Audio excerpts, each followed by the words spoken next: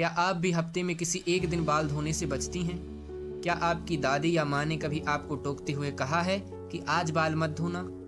भारतीय संस्कृति में बालों को सिर्फ सुंदरता से जोड़कर नहीं देखा जाता, बल्कि इन्हें ऊर्जा और भाग्य से भी जोड़ा जाता। आज हम उस एक खास दिन की बात करने जा रहे हैं जिस दिन महिलाओं को बाल धोना अशुभ माना जाता है। क्या सिर्फ यह अंधविश्वास है या इसके पीछे कोई ज्योतिषी तर्क है? जानने के लिए अंत तक बने रहें। हमारे धर्म और परंपराओं में हर काम के लिए कुछ नियम बनाए गए हैं। बाल धोना एक सामान्य क्रिया है, लेकिन सप्ताह के कुछ दिन ऐसे हैं जिन्हें नकारात्मक ऊर्जा वाला माना जाता है और इसलिए उस दिन बाल धोना वर्जित कहा गया। यह नियम मुख्यतः विवाहित महिलाओं और कुंवारी कन्याओं के लिए अलग अलग हो सकता है। आज हम मुख्य रूप से विवाहित महिलाओं के लिए इस महत्वपूर्ण नियम पर बात करेंगे।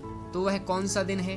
वह दिन है गुरुवार, जिसको हम बृहस्पतिवार भी कहते हैं। हिंदू धर्म में गुरुवार का दिन देवताओं के गुरु बृहस्पति देव और भगवान विष्णु को समर्पित है। बृहस्पति ग्रह धन, समृद्धि, शिक्षा और वैवाहिक सुख का कारक माना जाता है। यह दिन इतना पवित्र माना जाता है कि इस दिन शरीर को धोने या काटने, जैसे नाखून, बाल इत्यादि, इन सब के करने से बृहस्पति देव रुष्ट हो सकते हैं। मान्यता है कि गुरुवार के दिन बाल धोने से घर की आर्थिक स्थिति कमजोर होती है और धन की हानि होती है।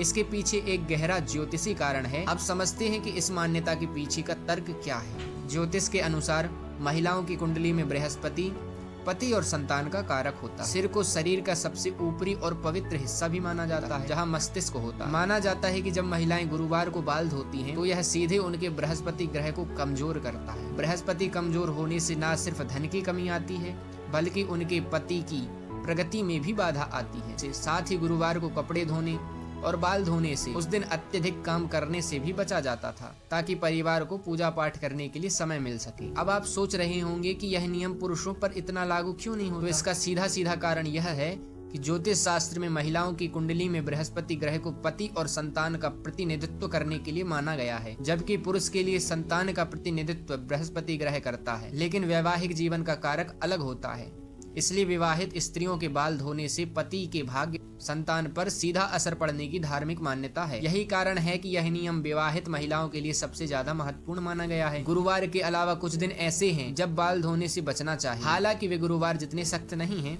मंगलवार, यह दिन हनुमान जी और ऊर्जा का कारक है। कुछ जगहों पर मंगलवार को बाल धोने से क्रोध और तनाव बढ़ने की मान्यता है। यह नियम आमतौर पर कुंवारी कन्याओं के लिए ज्यादा माना जाता है, ताकि उनके विवाह में अनावश्यक देरी ना हो। शुक्रवार, यह दिन देवी लक्ष्मी को समर्पित है।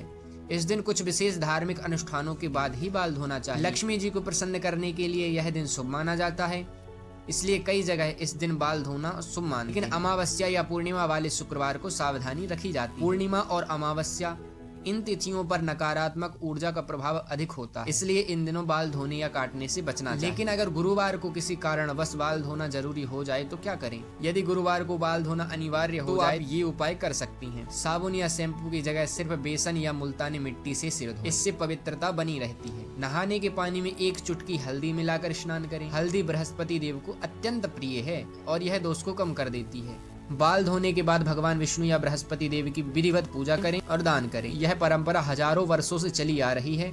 इसका उद्देश्य कोई अंधविश्वास फैलाना नहीं, बल्कि परिवार की खुशहाली, पति की समृद्धि और घर में सुख शांति बनाए रखने के लिए एक माध्यम है। आप इन नियमों को माने या ना माने, यह आपकी व्यक्तिगत आस्था पर निर्भर करता है, लेकिन हमारी परंपराओं में छिपे वैज्ञानिक और ज्योतिषी कारणों को समझना जरूरी है। तो अगली बार गुरुवार को बाल धोने से पहले एक बार इन बातों को जरूर याद करें। आपको यह जानकारी कैसी लगी हमें कमेंट बॉक्स में जरूर बताएं।